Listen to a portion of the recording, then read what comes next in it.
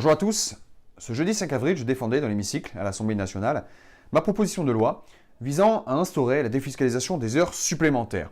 La défiscalisation des heures supplémentaires avec deux leviers, la désocialisation et la défiscalisation à l'impôt sur le revenu.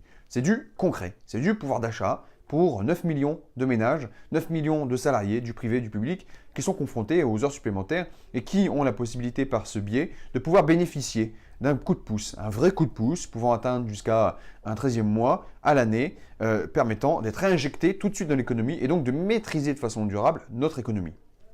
Figurez-vous que ces débats ont pris une tournure assez surréaliste.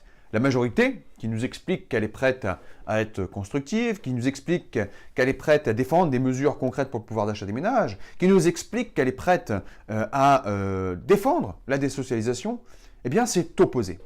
Elle a rejeté en bloc un texte qui ne venait pas de son bord, qui était défendu par moi-même. Elle a rejeté sans même user de son droit d'amendement, alors qu'un député a la possibilité d'amender. Elles auraient pu modifier ce texte. Ils ont rejeté avec parfois un discours totalement fallacieux, totalement contradictoire avec ce que défend même la majorité, même le gouvernement.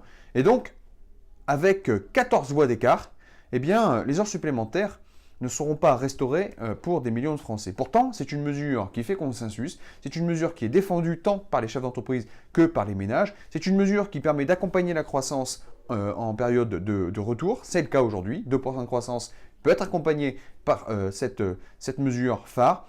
Et on nous a expliqué aussi que cette mesure coûtait 4 milliards d'euros. 4 milliards d'euros. Ce ne sont pas mes chiffres, ce sont les chiffres de Bercy.